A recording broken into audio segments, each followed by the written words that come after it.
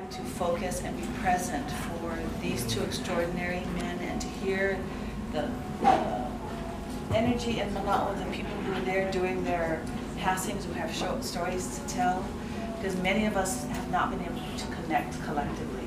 So I just want to make sure everybody that's here kind of can see each other, just because it's helpful to be present. And then if we can just very quickly go around the room, is your name and how you connect, just very briefly. And then we have several people, Sharon, Ina, Sil, Kalea, who have stories, anyone who would like to share, ʻOhana. But it's just important for us to gather. These are two special people.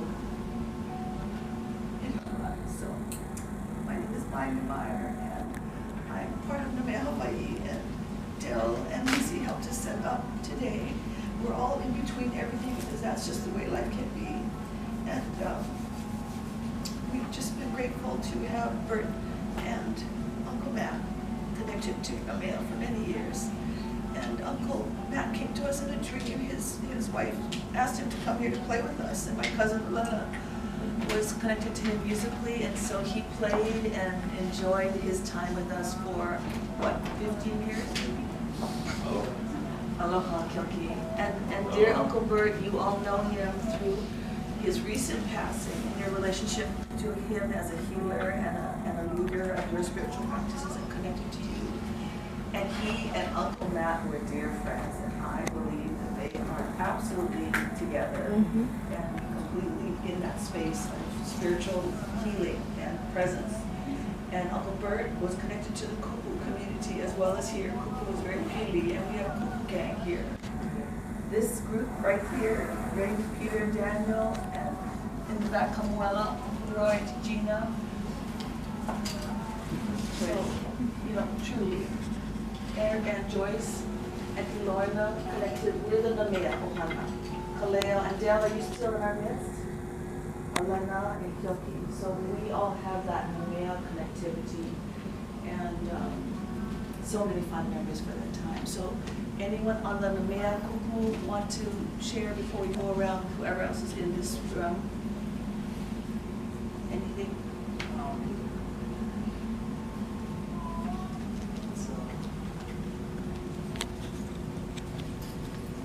That they were both really happy people that would love to tell stories and give us such a good vibe whenever you would see them. And knowing that they used to, one of them used to just come whenever just to bring food, just to make the kids, just to give them something to eat and bring such positivity into everybody's life. And even Uncle Roy said they never thought of themselves. They always put everybody else in front before them. And it's good for all of us to be here just to celebrate how great of people they were. I mean, just to kind of bring positivity, not be sad. Yeah.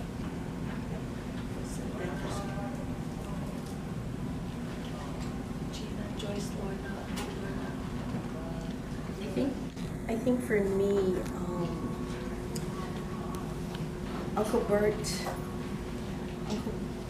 fed us mind, body, soul. His smile, his kindness. As I said, whenever he came over, he had cookies or something to make us fat. Healing our body, our ailments, always wanting to take care of us and make sure we were feeling great, and making sure we were, and always thinking about us or thinking about his animals, the birds and his dogs. I remember him coming here to take care of his mother. It was always about somebody else. So he was constantly giving to others, and even with Uncle Matt, it was his music, soothing the soul. With that, only music can do. And again, just sitting down and talking story with them. Always giving that kupuna wisdom and just making you feel good about yourself. I'm really going to miss them. Just for that, and for them putting us first constantly. I know that they're happy where they are, looking down on us and waiting for us. Amen. I remember one time I walked into Name on the other side, and it was one of those days where you're just kind of like wandering around, not knowing what to do. And having a rough day at work, I remember walking in there and just listening to his music. And I was just walking up and down looking at the books, and I just started to cry. Because it was just so heartfelt and so warm and just so perfect for that moment of whatever I was going through. And so I says, okay, I got to do this more often, to just come look at books, you know, and listen to him. And from then on, he never forgot who I was. He goes, oh, Bebe, you came back. And I said, yes, I'm glad I came back. So I was made at a point when I would come in to just at least sit with him for a few minutes, just to see how his day was going. He was always full of wonderful stories. And like I said, he always remembered who everybody was that came through. I lost my voice.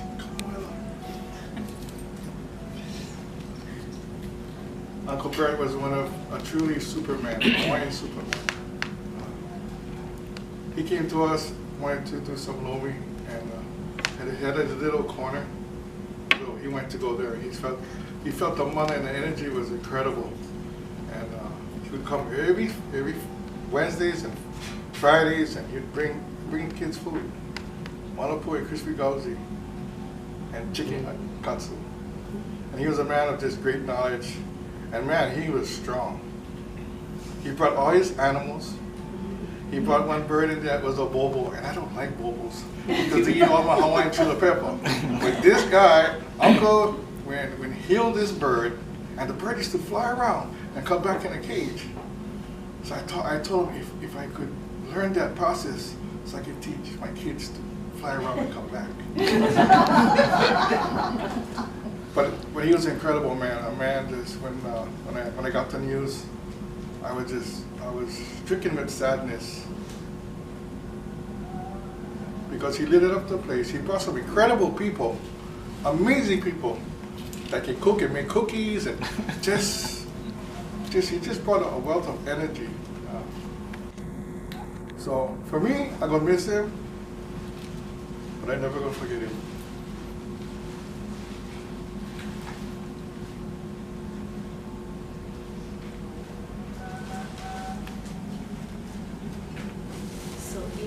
Sharon, Sil, I know there are different ones of Uncle Bert's inner circle that want to share, and many may not know his passing. And I would just, before you talk about Uncle Bert, how many of this ʻOhana also knew Uncle Matt? So they were connected, and many didn't know that Uncle Matt passed, and Uncle Matt passed the way he lived, on his own terms. And he was doing paniolo work. He was wrangling cows on Maui over the holidays. Then they asked him to go Kamala and down to Mauka to Hawaiʻi Island, and a cow hooked him, and he came home from that roundup with the wind in his hair and the look of a man who was been on the, sleeping out in the mountains and just so happy. And Sil and Mike were connected during that time when he was in the hospital, and Ipo and I went to go see him in Big Lake, and he looked fabulous, and he basically was saying, this is not the way, this hookup thing is not my thing, this, all this chemicals and drugs, I want to go back, I want to be with my wife, I'm power ready, and so you could tell, he was ready, it was time, he was very purposeful in his passing, and he died in March, and many of us didn't actually know because he was in some kind of transition home, but we knew he was going to pass because he was happy to pass and welcome the opportunity to go to that next place he wanted to be. So there was very little sadness with with his energy. His energy was wind in his eye kind of stuff, just really happy.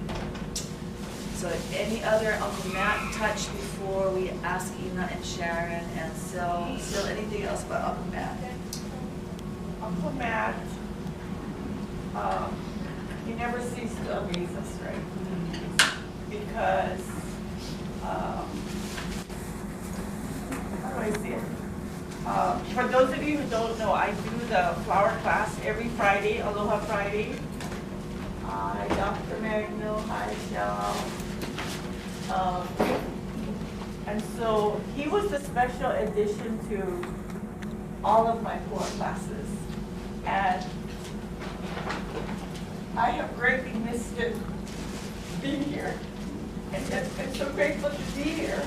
But I know Uncle Matt would have wanted to be here because he kind of looked forward to just being around people who loved Hawaiʻi, loved anything about music. I mean, he was just very, very connected, but I do know that he was, our discussions with Bert and Uncle Matt and sometimes Mark, sometimes Sharon, and my husband sometimes, and my 2 dogs, who my 2 dogs have gone to heaven also. So all of that, and Bert lost his dog, I think June this year.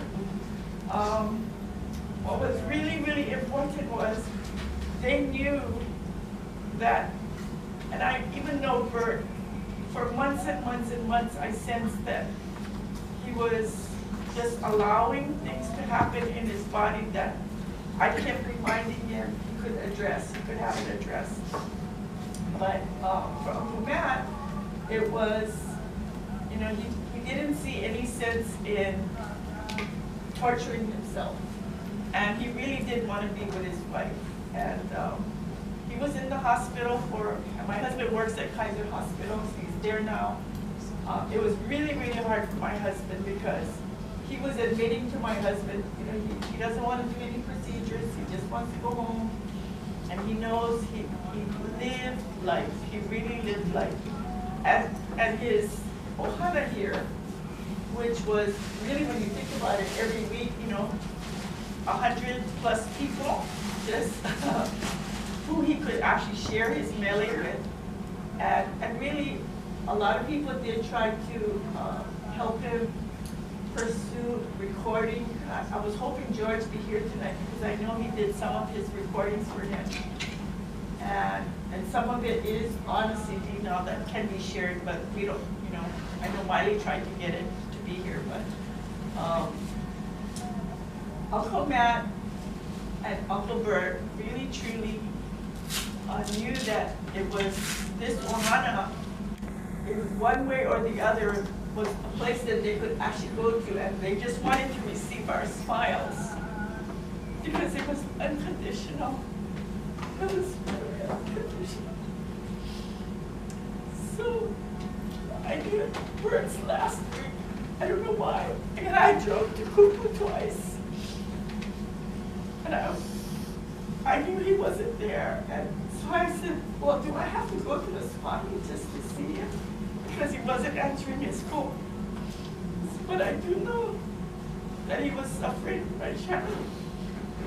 He was really suffering, but he just continued to serve all of us. And for those of you who don't know, if you worked at Namea, you had a 10-minute free, right, Kaleo? Longer than that. Just whatever you need. This lady said, if there's plenty of you, I have to limit it to 10 minutes.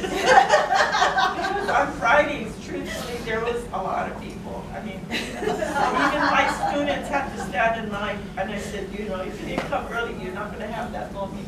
He really, he wanted to give everybody his healing hand and his touch. And so that's what I think was probably the most profound thing that a lot of people may not understand, but he was just there, and he was there 3-4 times a week. Uncle Matt was there 3-4 times a week. So it is very hard. But I do believe that they were both resigned to just being with God and with each other and their loved ones. So, and I do know, Ina, that you very much kind of worried about his animals, and I said, you're really not worried about your animals, right? Because I knew that you had been growing up in Hopeland sometimes. And Sharon was close by. I only worried that Sharon had already moved to the mainland, but she told me, no, she's not going to Arizona anymore. So Sharon and Eva, you want to share what? I wanted to share a story about Matt because I never liked the guy when I first met him because I didn't know who he was. No, because he had to know me. He sat at the foot, and Bert would know me, my friend Lucky. And that was my first spiritual experience. I heard them talking to each other, and then they were fighting. And I was thinking to myself, why are they fighting? And I didn't understand it, and it was like, Bert was like, get away from here, you don't know what you're doing. And then Matt was like, no, you don't know what you're doing, you get out of here. And so I was hearing this, and I'm like sitting down, and I'm like, am I hearing these? And I'm saying, Crystal, why are they fighting? And I'm like, Lucky, why aren't you getting up and stopping the fight? And so I really didn't like Matt. After the massage was done, you know, Matt went back in to go play his music, and I asked Lucky, I said, Lucky, what did you experience during the massage? Lucky said, I don't know, I just felt a light. And it went back and forth and back and forth. And I was like, a light? What are you talking about? And so it was my quest to go find Kahu, Bert, at the swap meet. And I found him and I said, you know, you don't know me, but you massaged us and there was something that happened. Can you tell me, were you guys fighting? He's like, there was no fight. It was all pono. And I said, so why did I hear things? And my friend felt a light. Like, I don't understand. So Uncle Bert says, you know, that was for you to hear and to see and to know. And it's up to you how you are going to interpret that. And I said, who is that guy? Who is he? And he said, that is my spiritual kapuna. And I was like, oh. Oh. You know, And so then I became a believer of healing and spirits and meeting this one over here. You know, and the week that Bert passed, I actually took Thai massage to make him proud. I don't know Lua, I know Lua, know me, he's taught me, and you know, here's my sister over there, I'm blanking out, he's taught us, you know, I went, every time that I had opened, we would all go, and every time we went, we would learn something. It would be the littlest thing to the biggest thing. Uncle Matt always told me, Ina, slow down, slow down. And I was like, okay, but I gotta go. He's like, Ina, slow down, slow down. So I would sit down, you know, and then when he plays a song I know, I would come and dance hula, just me and him. So I really love that moment with me and Matt. And I always told Matt, why don't you record things? And he said, because I was taught that you tell the story and for you to remember, and that is how it's passed on, you know? So there's so many stories I could share, but the whole thing is that, you know, I believe in healing, I believe in the spiritual healing that they've taught me.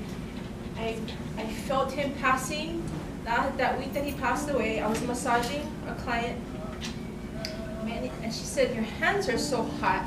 And I said, really? And I said, so sorry, and I tried to shake it. But that whole week, I felt like Uncle Bert. I was walking out of the car, like so sore. All my joints ached, and I didn't know what that was all about.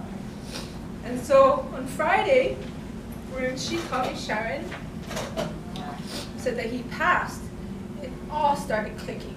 I was like, Kahu, was that you? Is this you inside of me? Like, I don't know what's going on. And all I cared about was his pets. So I went to the Humane Society, and they wouldn't release the pets to me because I am not next of kin. So I called Sharon. Sharon told me that Bert was still at the house. So because there was no next of kin, they let him just lay at the house. So I gathered Crystal, Kumi, I said, let's go. I don't care if I'm gonna climb the fence, I gotta go see him. So we got there and she was out there, Sharon, and it was really strict, they wouldn't let us in. And you know the whole thing with Polynesian connection, yeah? Called the one cop friend, I said, hey, can you let the cop know that I am family? I need to go see him. And he did. You know, he allowed me, Crystal, and Kumi, we got to go in and see Bert, and we saw him on the ground. He looked like he probably had a stroke or he passed out, and his head was just leaned up against the bookshelf, but he didn't look like he was in pain. He was fine. We couldn't touch him. I wanted to hug him, but we couldn't touch the body because the police was right behind us. So we just did a little prayer for Bert, you know, and we just prayed for him. In his pocket, he had a slipper. I was looking at it, like, what is in his pocket? The slipper was to Sasa, his dog, I guess. You know, but it was so funny because, you know, here he is, so big, and then he has this huge thing, and it was a slipper. And so my friend helped me get the medical examiner to the house, and then he was removed. So we got to say our goodbye. And you know, now he's in the hand of his sisters. We did social media to reach out to anyone that knew his family members, and eventually the sisters they showed up. But he has a brother in Maui. They're going to cremate the body, take the body to Maui, and that's all I know. This is our special gathering for Matt and Bert. But as far as other things that the family is going to do, I don't know. But his animals are fine. The dog came out initially out of the Humane Society. She was like crazy, running around, hair all coming out. And I thought to myself, oh my God, I'm stuck with this crazy dog all over the place. And then the cat came out. She sniffed the cat, and she's like, okay, this is fine. I think I'm gonna, like, I was looking at her, she sat. The bird came out, Bobolani. She went and she sniffed Bobolani. And then she was fine. She just sat, and she's been chill ever since. So it made me feel so happy that I got his children, and he doesn't have to worry about them, you know? So they're with me, and if anybody wants to see them, you know, I can bring them, but I don't know if I can bring the dog and the bird and the cat. So my last thing about the cat, her name's Plucky. I thought I lost Plucky.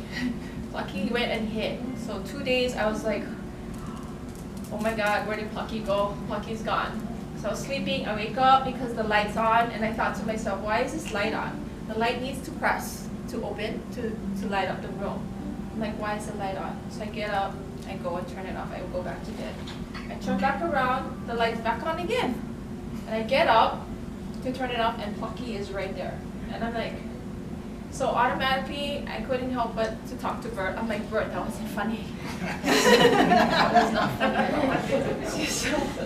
But you know, there's a lot of stories, but I truly love these two beautiful men. They have taught me. I had cancer earlier this year, and they were right. They told me things that I didn't know about myself. And going through cancer and beating it, being strong, and wanting to give back. And then when he's gone, that's what makes me even sad, because he couldn't feel my touch that I wanted to give back. But he knows it, because I know now, because I feel the heat when I touch people. So, you guys need a massage? I'm available. Yeah. Okay, thank you. Thank you. Sharon, you want to share? Yeah, you know, before I forget, because I've been through menopause and my mind is always here. But I did get to talk to Bert's brother yesterday, and they are going to have they signed papers to have the body released. They're going to have him cremated in Kaneohe, and before they take him to Maui, he does want to have a blessing for his ashes and on Oahu, and have friends show up. So he'll let us know when, you know, that happens. So just to let everybody know that, you know, I also did let him know, I said, you know, I just want you to know, your brother just had so many people who loved him, and we all miss him. And I just want you just to extend everybody's, you know, thank you and just gratitude that he was just he had such a big heart. We all loved him, and we're all going to miss him.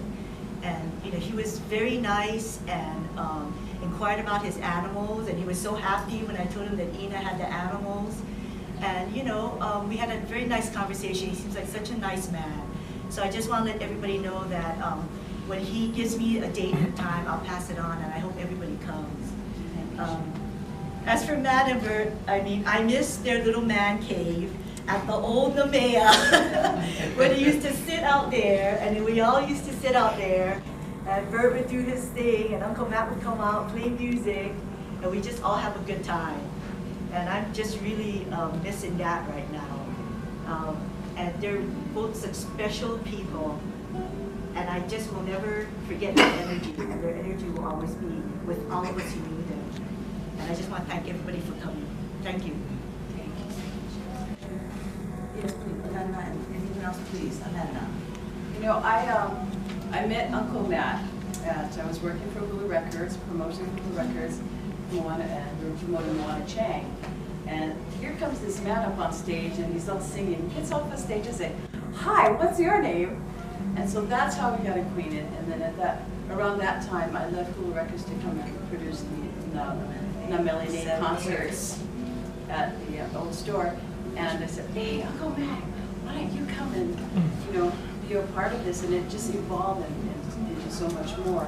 But Uncle Matt was, as we all know, he was really wonderful. I think when we needed to promote the Melody shows, I said, "Uncle Matt, come on the radio with me with Kimo and then KSSK." He was always there. And Kahimeni Ana, we had to pull, "Oh, Uncle Matt, will you sing with Mukahele?" Because we need 2 contestants. He was there to participate and to share his music. So since that beginning at Windward Mall, Uncle Matt has been a very important part of all of our lives. And then Bert comes into the picture, when he starts doing this. And it's really something. My late husband will be gone 4 years in November. And I brought Paul down one day.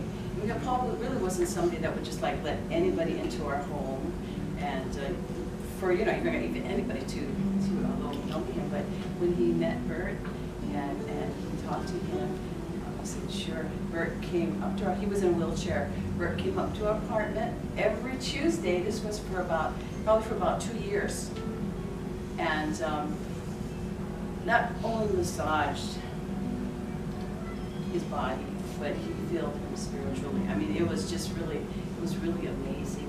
And then I got in the action also. I says, if you brought all your stuff here, I'm just going to have to collect on my massage also. So, Bert and Matt, what a team. And we know they're here with us now, and I know that they're just smiling.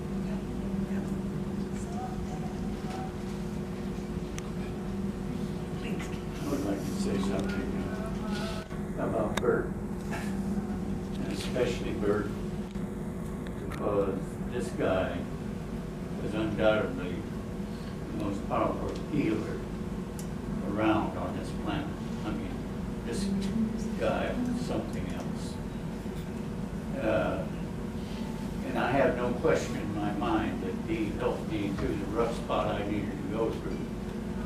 And when I first figured out what had happened, I wasn't sure I was going to make it. But I know that for the last 3 years, Bert kept me alive. And I'm getting back on my feet and doing pretty well for myself now. But he put me through a passage that most people accomplish on the other side. That's all I know to tell you at this point. I was the last one at the site out there that day, on that Friday. Bert had texted me on Wednesday before the Friday that he was not going to be there because he was sick. And I texted him back and told him, well, I sent him waves of green healing. and prosperity. And that was the last exchange between Bert. Say something. I'm here for Khalil. And last week, I was in pain from my neck down to my feet. I couldn't get myself in first gear to get up and do all the things that I needed to do.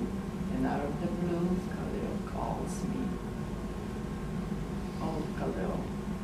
I don't know what all was said, but anyway, the bottom line says, Grandma, come over.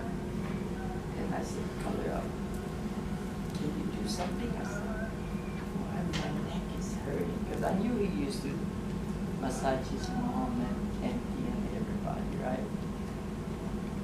And then so I said, and then he just touched my feet. And then my whole body, and I said, Khalil, where did you learn that? I've had a lot of massages in my life, but I didn't feel all that like healing power in my body. And I said, Khalil, your hands are very warm. I says, who taught you to do that? And she told me. And I said, yes, Khalil, the person must have really loved you because he passed on something to you about healing. I never met him. But I said, that man must have really liked you because he gave you something that I've never felt before. And I felt like she massaged me for 2 hours. Oh my. And when I got up, I felt like I was floating. I felt so good, and I said, Khalil, you are blessed. Somebody has really blessed you. And blessed me. And that's why I'm here. I'm grateful. There's just gratitude for the mana that these two men brought and shared with all of us, touched every single one of us. They shared their mana, their ike, and sometimes a small scolding. You better keep stretching because I'm bad at that. But just wholeheartedly giving of themselves, and also with that, just attracting more mana into the area. And I'm just grateful to have been a part of that. Grateful to be a part of this family, and grateful to be a part of that sharing, of the mele, of the mana, of the lomi, of all of it. I have one more story to share to close this group before we all kind of touch up and reach to each other. And I would love to have us all join in a Korean movie. And you may or may not know the lyrics. You can look them up, but I want to tell you the story. But I would like to share it after. Anyone else who feels that they'd like something to share about Uncle Bert or Uncle Matt, this is a good time to look, please. So I was fortunate to meet these two great men through my sister. She took me one day, she said, I'm going to take you somewhere, and I was like, oh, where are we going now? So I never know where she's going to take me, but I just go. So if she told me to jump off a cliff, I would. Anyway, she took me there, and this is the first time I met Uncle Matt and Uncle Bert. So, I didn't know what to expect. I lay down on his bed and everything. And this is my very, very first experience. When he was massaging me and moving his hand across my body. It was like there was like some kind of change was happening at that moment. I don't normally do this, but that particular day, I did smoke a little weed. I don't do that all the time. But on this, I don't know why it happened on this particular day. We both did on this particular day. So we went there. So he was massaging me and everything, and then I got up, and we were walking to the car. I told her, everything seems so much brighter. It was like I was in a whole new world. It was like, through his touch, he was showing me that there was so much more than what I always believed there was. So that was my first one, and then I saw things so totally different. When I saw my nephews, you know, I appreciated them for the way they were. I always loved them, but it just made me love them even more. It was like he gave me love at that moment when I needed it. And I couldn't keep it to myself, I had to share it. Then, you know, and then it became a regular thing. We were at Uncle Bert's every day. But on this particular day that she mentioned, for some reason, when I sat there and I watched Uncle Bert give the massage, the other uncle only came out for specific people. Uncle Matt would only be there for a specific reason. And I watched it because he would massage my friend Crystal. And this one would always be complaining, how come I only get 5 minutes and you guys get 30? You know, she would say that all the time. I said, I don't know, maybe you have nothing in you. Right? Maybe there's so much good that you only need 5 minutes. Us is so bad, we need 30 minutes. I wonder what's wrong. So anyway, on this particular day, I lay down on his bed, and it was only Uncle Bert. And he told him to just sit down and whatever. So as I was there, I could feel someone else had joined the group. So I could feel 2 people, one at both ends. And then like how she said that she heard them spiritually fighting. Because when everybody else looked, they weren't doing anything. And then I said, so she asked me what happened. And I think it was like a tug of war. It was like I could feel 2 energies on both ends of me. And for some reason, these energies are like trying to loosen up whatever it is that needed to get out. So it had to have 2 of them. So It was a spiritual awakening. Yeah. So it was really, it was very, very intense. We're the most non-spiritual people before. But we are true people. So it was like, while they were doing all that, I could hear talking, but I didn't hear the fighting. I just felt the pulling of energy within my body. It was like they're going back and forth. It had to go this way in order for it to go out, because it was like so stuck in there. It had to be like yanked like this. And the only way that it could be that way if the 2 of them were doing it together. I felt a lot of things that day, but after it was all done, I've never felt so good in all my days when it ended that day. So I am grateful and thankful that I have met 2 wonderful men in my life. They are the most gracious and kind and giving souls. And they are so willing to just give to everyone and not expecting anything in return. And I think that's what makes them such special men. And this gift they have given to all of us, that we can also share and give it out there.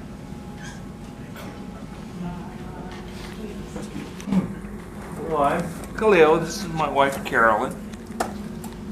I met these 2 wonderful men by default. Basically, I needed a place to hide for about an hour and a half because my daughter was taking ballet upstairs. And so I needed somewhere to hang out. And I found these 2 gentlemen with Giorgio at the later afternoon of the day. So I became the 4th party of the threesome. And I'm the youngest of the bunch. Okay. And we would kuka. The way I used to watch my tutu and my uncles and my aunties, they would bala'au for hours about random topics. And I found myself doing exactly what my kupuna would do at a young age. So Uncle Matt to me was a healer through his music. I consider him the man that ran the car wash. Every time you walked through the door, you would get cleansed going in and out because his leo would heal you. And he would put that kind of mana in the space, and the way you came in was different the way you went out. So I considered him a healer through his leo and his music. And I found out he was one of the last remaining Kihoalu masters. I mean, at a young age, from what I've heard from his stories, is he was playing with the great ones. And at a teenager, and he would have to go outside of the bar because he wasn't allowed to be in the bar, and so I that was his lifelong journey, his music. And so his healing was through his leo. Also, from what I've learned from him is his faith. A very devout Christian. I myself is a devout Christian too. But what I notice is that we start talking about their families. And it's funny that when you start talking about your family, you start to recognize that the vibration is the same. The lineage is the same. Next thing you know it, I'm related to the Kukahikos on Maui. Okay? I'm related to the Naiolis out of Waimanalo and Kohala. And I'm also related to Uncle Matt's family. So, whatever's happening around in the world, they know exactly where to put the like-minded minds together. So, I do healing myself. Uncle Bert does Lomi. He's also a Lua practitioner. Okay. The gentleman that he's connected in the Lua is also a relative, Kaihe Balu. Okay, so very familiar with his journey. My healing is pule. Okay. A lot of times I would witness Uncle Bert struggling with a client. And so he'd turn, Kaleo, what do you think? I go, never go away, yeah? No. It's because it's a generational item. It's something in the past. So that's where I come in. And I want to share this with everyone before I close my thoughts. Is Ao aku no, ao mai no. Aloha aku no, aloha mai no. What that is your love. I give you my love, and in return, I receive your love. I receive what I share with you, I teach. And I also receive what you teach me. As a teacher, you're always learning. When I have to teach someone, I have to think how they receive information, so I have to reprocess it. That's a learning process for me to master the ike I have to share. So those words are, it's a give and take, basically. So because my healing is pule,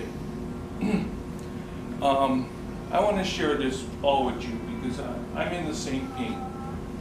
There has been a lot of kupuna who have transitioned in this time. I don't know if the planets are aligning or the hurricanes are coming closer to the islands, but aside from the two men that I really looked up to and I look forward to that time that I had with them, there has been a lot of kupuna, significant kupuna that carry ike. These men carry ike. And so I want to share this with you folks so that when you leave this store after this gathering, I want to make sure that you folks leave with a healed heart, spirit. Okay. So there is a pule from Heva Heva. Heva Heva Nui was the last priest for Kamemia. if you don't know, this is his space. This space on this south shore is where Heva Heva had his compound. So it's that kind of Ike that I know because that's my family on my mom's side. So Heva Heva had a prayer to heal, and it was the pueo. If you know, his cape was made out of pueo feathers. And you think about how can a man gather feathers from a raptor to put on his cape? Because they won't give it up easy because they have claws. So, ai mano inone o ka pueo kanimai ana o kona lua kini ina e ke kamali ihi ki lele na ʻOhana e ko ke kia pau e lono e ua ula e. It's to heal our hurting hearts, our spirit. That was the famous prayer of Heva Heva. Okay. And I leave you guys with that. Aloha.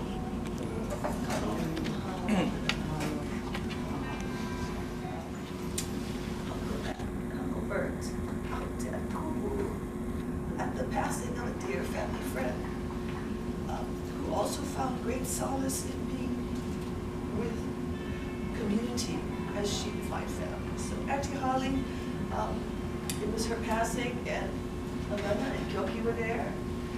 My husband Michael, who just came, was a dear friend of Holly's, and Uncle Matt came to play music. Uncle Bert and Georgia were with him.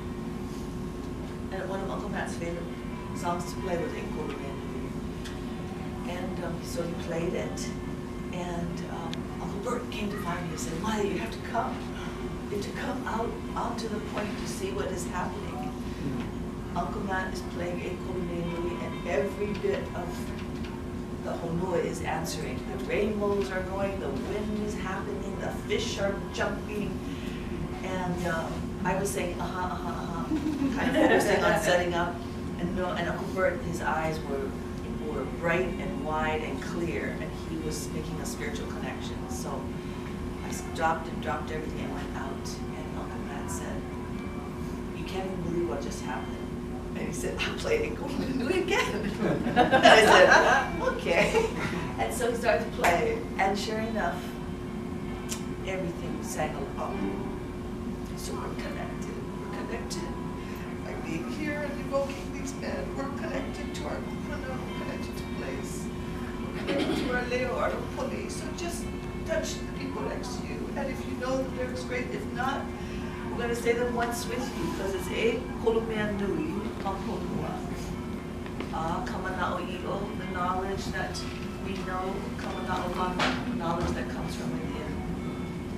Me kiloha, kiloha kai oia'o. O mai kaina mea apau. O mai kaina mea apau. And many people know this as Corinthians, hope and love, and the greatest of all of these is love. So it doesn't matter what your interpretation is. It matters that we share it, we evoke Uncle Matt, we evoke Uncle Bert, and we imagine ourselves together in our, in that light of being together in this place of love. So just reach out if you can to whoever's next to you, so that we can. Sorry.